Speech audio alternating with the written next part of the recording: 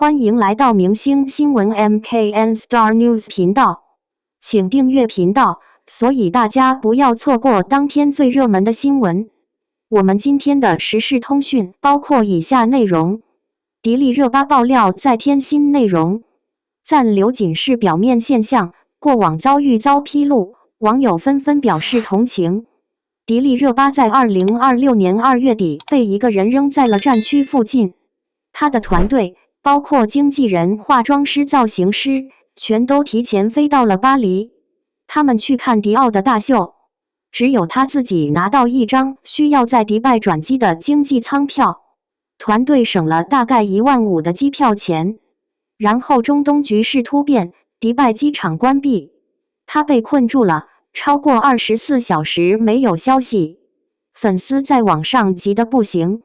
他那已經在巴黎的團隊發了個聲明，聲明把一切都歸咎於不可抗力，這是有點黑色幽默。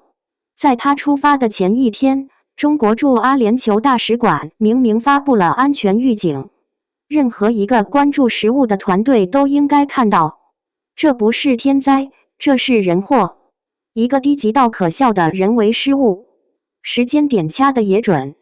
這是發生在他和嘉航傳媒13年合約到期，正式單飛之後的第4天。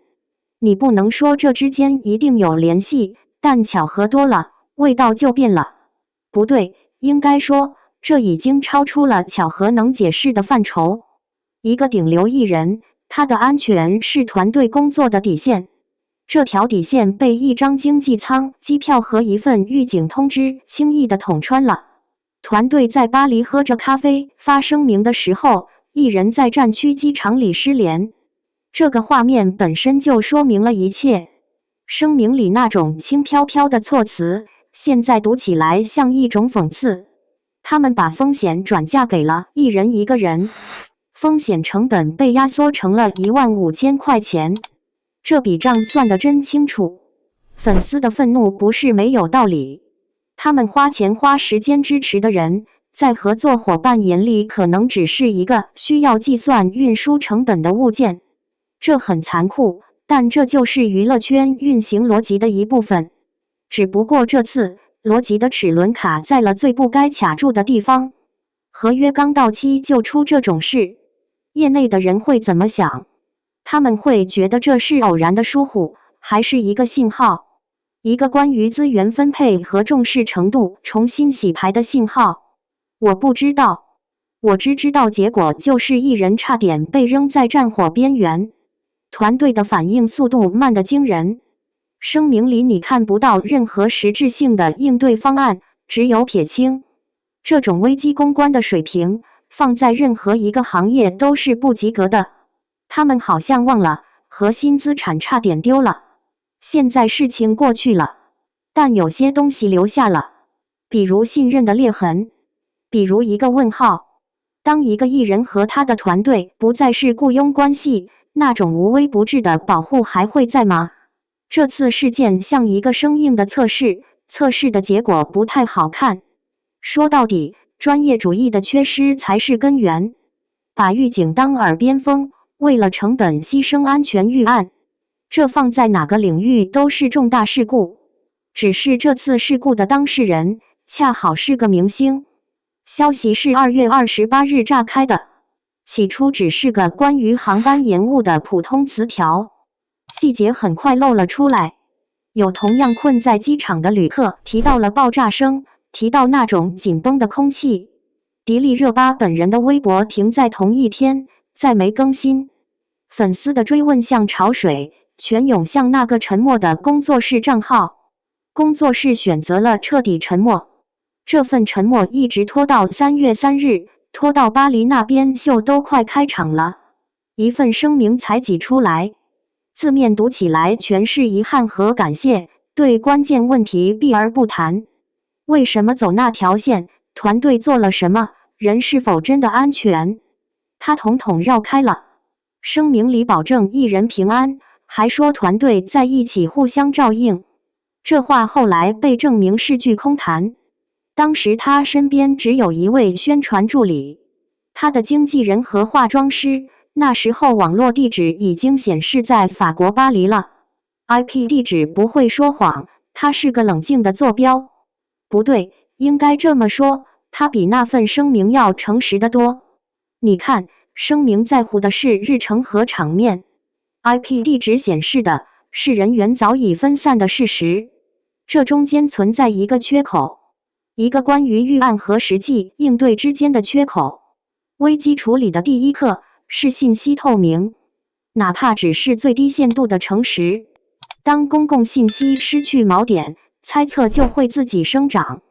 這是很簡單的道理，你不能指望用一份只談遺憾的文書去平息一場由真實擔憂引發的風波。那感覺就像用一張紙去擋風，紙上的字寫得再漂亮也沒用。團隊的核心成員提前抵達了下一站，這或許符合流程，符合對時裝週行程的執着，但留下一人和一位助理面對當時的局面，這個畫面和聲明裡互相照應的描繪拼不到一起。聲明需要承載重量，當它輕飄飄地掠過所有實質問題，它的功能就失效了。它不再能溝通，它只是在完成一個已回應的動作。這個動作本身成了另一個需要被解讀的事件。公眾人物團隊的應對從來不是孤立，它像一套標準動作，這次只是其中一次不太流暢的演繹。我們見過太多次類似的場景。聲明、延遲，然後更多的解釋。套路看多了，人自然能分辨出哪些是肌肉反應，哪些是真正的應對。這次的區別在於那個 IP 地址，它太具體了，具體到抹掉了所有模糊的空間。安全永遠是底線，這不該是一句需要爭論的話，尤其是在涉及海外行程的時候。任何預案都應該把人的安全擺在最前面，擺在所有行程和合約的前面。這不是什麼高深的管理學問，這是常識。事情最後會過去，熱搜會換，會有新的詞條頂上來，但那個缺口留了下來。它關於信任，也關於那些被輕輕放下的實質問題。那張機票的截圖在幾個群裡傳開了。直飛巴黎的商務艙3萬塊左右，從迪拜轉一趟經濟艙15000不到，差價是1萬來塊錢。就為了這1萬來塊錢，他們選了那條更折騰的路線，把最賺錢的那個藝人扔在了中轉機場的混亂裡。這賬算的是一種深入骨髓的聰明，不對，應該說是計算。這種計算不是第一次生效了。有人翻出更早的照片，冬天戶外活動，別的女明星裹着毯子抱着暖手寶，助理圍着，迪麗熱巴就一個人站着，禮服薄得能透光，她那件外套不知道在哪個助理手上。生日的時候也有對比，品牌送來的蛋糕好幾層，精緻，閃着光。她自己工作室準備的是個白底紅字的奶油蛋糕，上面寫着加油搬磚，寒酸，像個內部流傳的冷笑話。春晚的妝髮被討論了好幾年，粉絲的聲音很大，要求換人。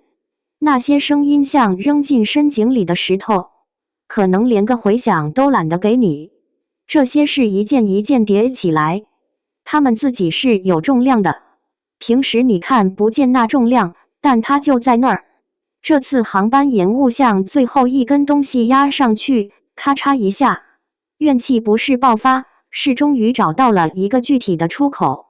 那個出口就是一張價值15000塊的經濟艙機票。迪麗熱巴全球粉絲後援會3月6日發了份東西，那份東西不是尋常的問候，是直接甩給嘉航傳媒和工作室的聯合聲明，措辭很硬，一條一條列着，像在數落罪狀。第一條說行程安排出了大問題，明明有大使館的預警擺在那兒，還是給安排了條的繞高風險地區轉機的路線，這不能說是疏忽，聲明裡用的詞是蓄意。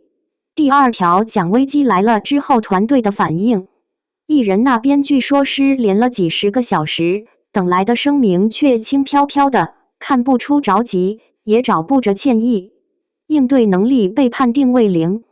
第3條指向內部，聲明裡懷疑有內鬼，形成信息早早流到了營銷號手裡，讓本就不安全的路途更添了層風險。第4條算總賬，說團隊長期對藝人的權益不怎麼上心，對粉絲那些反覆提過的合理要求，一貫是冷處理，不理不睬。這份聲明擺出來，事情就變了味道。他把一些東西捅破了，之前或許還能用不可抗力之類的說法遮掩過去，現在不行了。聲明裡描繪的那幅圖景是系統性的，是各個環節接連掉鏈子，最後堆出來的一個結果。冷漠在這裡不是一種態度，是一種工作方式。那把遮羞布算是被劃開了口子。迪麗熱巴在馬來西亞的 IP 地址下發了條微博，時間是3月4號晚上，失聯幾十個小時，就換來這麼幾句。他說自己和團隊都安全，公司把事情處理好了，讓大家別擔心。至於怎麼從迪拜到的馬來西亞，一個字沒提。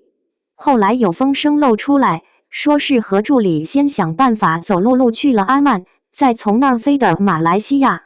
整個過程低調艱難，全靠自己和身邊僅有的一個工作人員。那條微博底下挺分裂的，一半評論是看到人沒事就鬆了口氣，另一半的怒火快把評論區點着了。粉絲在追問工作室要說法，用詞不太客氣，大概意思是讓該負責的人趕緊走人。不對，應該說是要求相關人員離開崗位。報平安的微博成了一個情緒的分水嶺，一邊是塵埃落定的安心感，另一邊是懸而未決的問責。這種沉默的處理方式本身就是一個態度。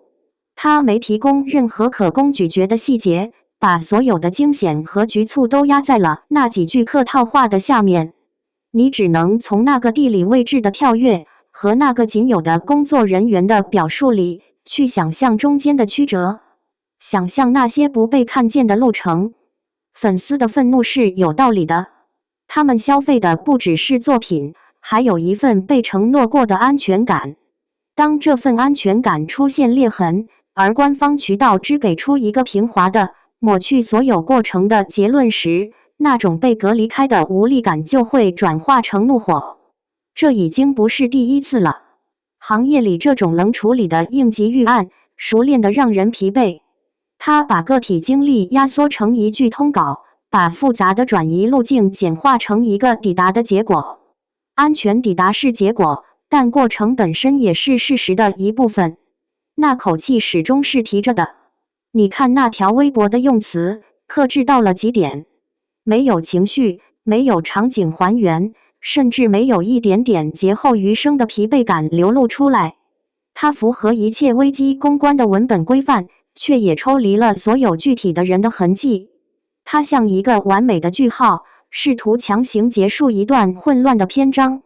但互聯網的記憶和情緒，從來不是用一個句號就能打發的。它留下了一片巨大的、可供填充的空白。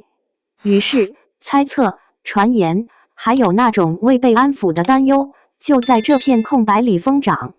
工作室後來好像也沒有更詳細的說明，事情就這麼懸在那裡。安全是安全了，但很多人的疑問並沒有落地。這種處理方式，或許是基於各種現實的考量，或許是最優解，但它留下了一個後遺症。下一次再遇到類似的情況，那句平安就好的信任成本會變得更高。人們會記得這次沉默的輾轉，會記得那個只有一個人的身邊。這種記憶比任何解釋都更具體。那場滯留引發的討論，意外撬開了另一段記憶的盒子。很多人回頭去翻他更早的軌跡。18歲，第一部戲叫《阿納爾罕》，開機第一場，劇情就是被吊在樹上挨鞭子，用的還是真鞭子。劇組大概支護住了上半身，鞭梢全落在腿上，拍完一看， 2條腿都是紫黑的印子，好些天都退不掉。那天正好是他18歲生日，沒有蛋糕，也沒人記得說句生日快樂，只有鞭子抽在皮肉上的感覺，記得特別清楚。後來還有一次，在一個廢了的地道裡拍，那地方長久沒人進去，味道衝得很，霉味混着別的什麼，只往鼻子裡鑽。他的在裡面演取暖說話的戲。吐魯番的夏天，氣溫表能頂到45度，裹着厚厚的戲服，一整天拍下來，裡外幾層衣服都能凝出水。這些事後來在採訪裡被問起，他總是幾句話帶過，笑着說是演員該做的。也不能這麼說，那可能只是一種習慣。2024年春晚，喀什分會場，他跳舞樂新疆，一個轉場的動作，腳下沒吃住力，整個人直接摔在地上，後來知道是輕微骨裂，疼是鑽心的，但他幾乎是瞬間就彈起來了，接着跳，臉上還掛着笑，台下沒人看出異樣。這是過去好幾個月才從別處露出一點風聲。螻毅驍在節目裡提過一嘴，說迪麗熱巴有過4年沒歇過一天的日子，每天都是高強度運轉。問他怎麼扛下來的，回答是怕一停，機會就沒了。這種狀態後來慢慢變成了一個標籤，一個別人眼裡可以隨意使用的理由。他不喊疼，不抱怨，所以行程折騰點沒關係，活動準備潦草點也沒關係，反正他能忍。這次迪拜中轉的安排，大概也是順着這個思路下來的。別人都能轉機，他有什麼不能轉的？省點錢總是好的。迪麗熱巴和嘉行傳媒的合約在2026年2月26日到期了，13年，畫了個句號。他那個自己全資的工作室，上海競艷影視文化工作室，開始接手一切。粉絲的慶祝聲還沒落下，不對，應該說慶祝的橫幅好像剛掛上，舊的手忙腳亂地摘下來。2天後，有人翻出了這個工作室的工商信息，經營範圍納蘭，白紙黑字，沒有演出經紀這一項。這意味着什麼？圈裡人都懂，一個沒有經紀資質的殼子，要運作一個頂流。團隊裡的人也換了一茬，說是清理，聽着像一場手術。新舊交替的當口，系統最脆弱。然後，一張機票，一張行程單上出了錯的機票，把他送到了一個誰也沒想到的地方——戰區。新篇章的第一頁，墨跡還沒乾，就沾上了火藥和塵土的味道。迪奧大秀頭排的座位空了一個，那位本該出現在那裡的東方藝人，此刻正滯留在某個遠方機場，行程充滿變數。品牌後續表達了理解，合作照舊。圈子裡的人心裡都清楚，這件事讓團隊的風險管控能力和國際協調資源上的漏洞徹底亮在了台面上。這根刺算是種下了，以後每個談合作的對象心裡都得掂量掂量。自家藝人的基本行程安全都捏不穩，誰敢把重要的國際事務交過來？粉絲的訴求列得清楚明白，他們要求團隊重組，要求對失職的人追責。一份長長的清單，從對安全預警的忽視，到危機反應慢了好幾拍，再到日常那些宣傳造型上的不專業，一條條都擺了出來。他們要的其實不算多，無非是一個能跟他付出匹配的專業隊伍。團隊的專業性不是錦上添花，是地基。這事倒讓我想起以前聽工廠老師傅扯閒篇，說一台機器某個螺絲沒擰緊，平時可能沒事，一到滿負荷運轉，毛病就全出來了。藝人團隊也是這麼個精密系統，一次關鍵場合的缺席，暴露的往往是系統性的鬆垮。粉絲列的那些罪狀，單看或許都是小事，攢到一起就是信任崩塌的導火索。國際資源協調聽起來是光鮮的門面功夫，實際運作起來全是瑣碎又強硬的細節，簽證、航班的接，應急預案，一環扣着一環。這次機場困局就像一次突然的系統壓力測試，結果團隊的交出的答卷顯然沒及格。這行當裡一次掉鏈子，後續要用10倍的努力去彌補，還不一定補得回來。